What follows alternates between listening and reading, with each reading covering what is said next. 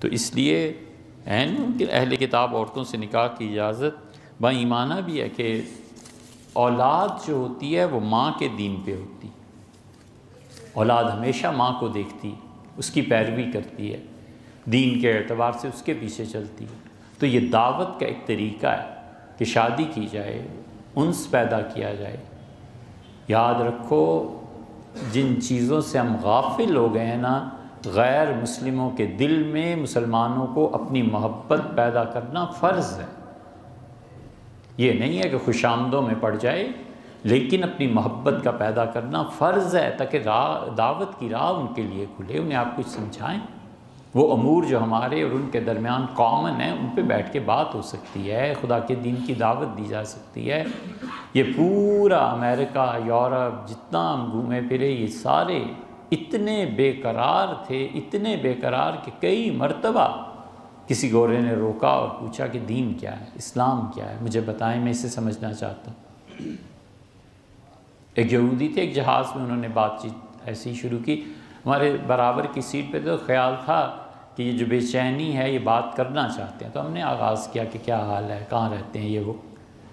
تو اس نے حضور اقدس صلی اللہ علیہ وسلم کی سیرت طیبہ پر اعتراض کیا، ہم نے انہیں بات بتائی، ہم نے کہا ایسے توراہ میں بھی آیا ہے، تورات میں ایسے ہوتا ہے، ایسے ہے، ایسے ہے۔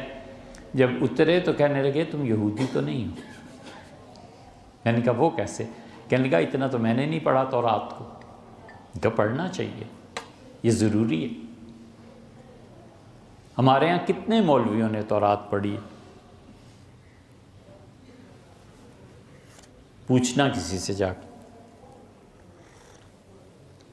ہمارے علم میں نہیں ہے کہ کوئی مولوی اور تورات اور انجیل پڑھی۔ ہم نے عیسائیوں سے سبکن یہ پڑھی ہے قرآن کو سمجھنے کے لیے۔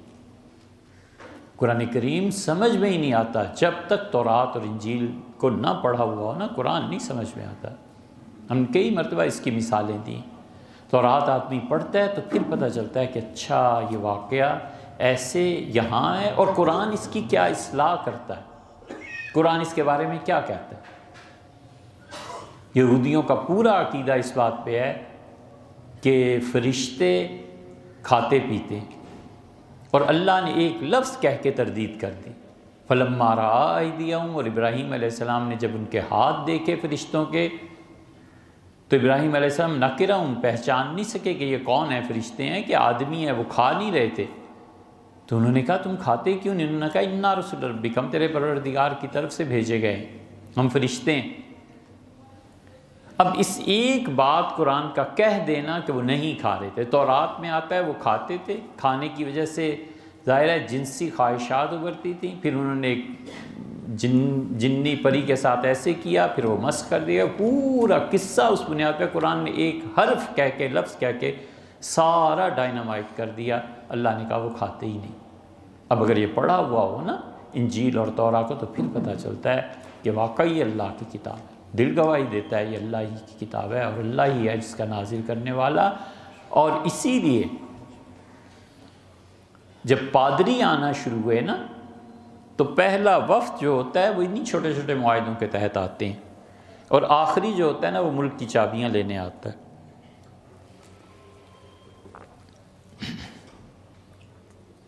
پادری جب آئے تو جگہ جگہ ہندوستان میں بحث شروع ہو گئی، وہ گلی کوچے میں ہر جگہ پولیس کی پروٹیکشن میں کھڑے ہو کے حضور صلی اللہ علیہ وسلم پہ اعتراض کرتے تھے۔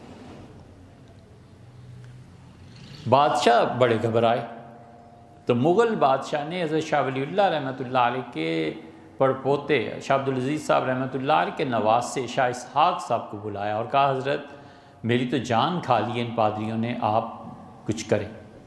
حضرت تشریف لے گئے، لمبا قصہ ہے، اس کا خلاصہ یہ کہ حضرت اس موقع پہ مولویوں سے کہا کہ تم نے میرا نام اس لیے دے دیا تھا کہ میری زبان میں لکنت ہے، میں زیادہ بول نہیں سکتا، مجھے رسوا کرنا تھا۔ تمہیں پتہ نہیں ہے کہ ہمارے نانا شاہ عبدالعزیز صاحب رحمۃ اللہ علیہ ہمارے خاندان میں جتنے بچے پڑھتے تھے قرآن سے پہلے ہمارے نانا تورات اور انجیل پڑھاتے تھے، کہتے تھے بیٹے یہ سمجھو تاکہ تم قرآن کو سمجھ سکو۔